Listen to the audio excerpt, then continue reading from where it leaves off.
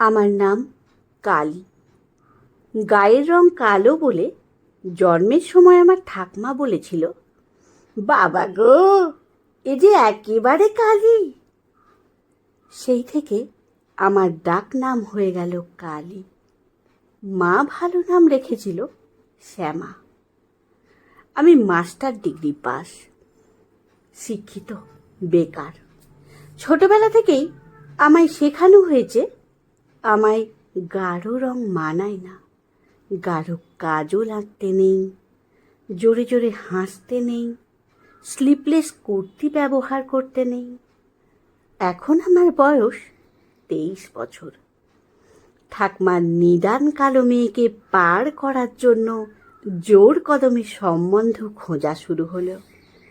আজ আমি ভীষণ উত্তেজিত, একই সঙ্গে প্রচণ্ড রকম টেন্স।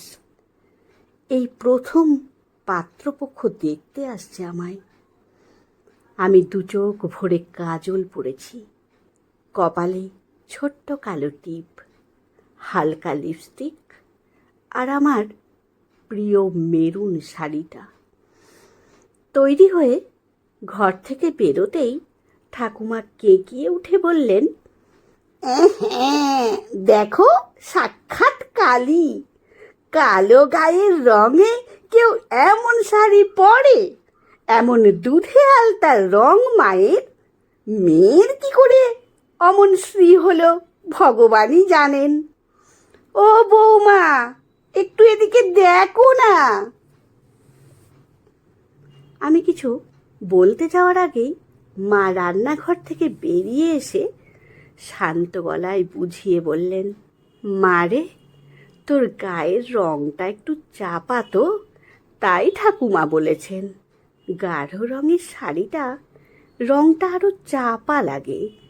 হালকা রঙের কিছু পর না মা, দেখ রং খুলবে। আমার চোখ ফেটে জল আসতে চাইল। আমি ঘরের মধ্যে চলে গেলাম। এই সব কথার মাঝে উনারা হৈ হৈ করে এসে পড়লেন। আমি আর শাড়ি বদলানোর সময় পেলাম না। সত্যি বলতে কি, আমি আর শাড়ি বদলাতামও না। যথা সময়ে আমার ডাক পড়ল বসার ঘরে। একে একে পরিচয় করানো হলো সকলের সঙ্গে। ছেলের বাবা, মা, ঠাকুমা এবং একজন জামাইবাবু এসেছেন।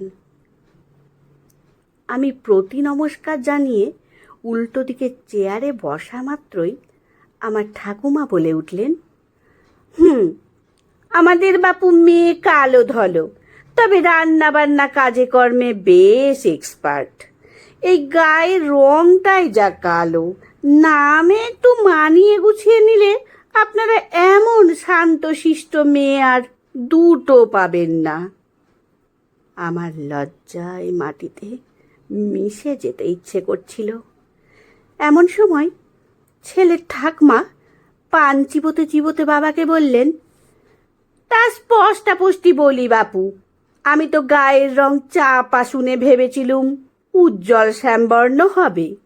চোখ নাক একটু নজর ধরার মতো হলেও না হয় হতো। এ তো দেখছি গায়ের রং ময়লা, মুখশ্রীও একেবারে সাদা মাথা। লেখাপড়া তবু করেছে, যদি একটা চাকরি বাকরি কিছু করতো তাও না হয় হতো, আত্মীয় সম্মুখে একটু মুখ থাকতো। কি বলো বৌমা? দেখে শুনেই ছেলের বিয়ে যখন দেবে। না, আমার পক্ষে বসে থাকা সম্ভব হলো না। সটান দাঁড়িয়ে বললাম, মাপ করবেন, আমাকে আপনাদের অপছন্দ হতেই পারে।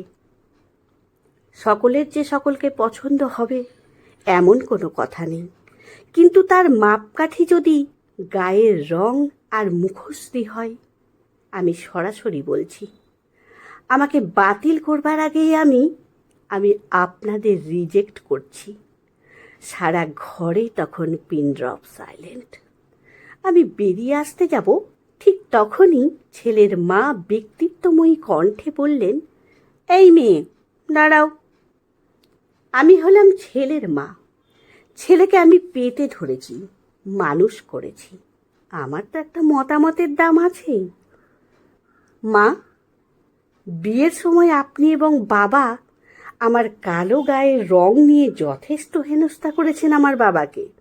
প্রচুর টাকা, গয়না, যৌতুক নিয়েছেন এটাকে ইস্যু করে। সারা জীবন আমাকে ছোট করেছেন লোকসম্মুখে। আমি মুখ চড়া ছিলাম, কিছু বলতে পারিনি।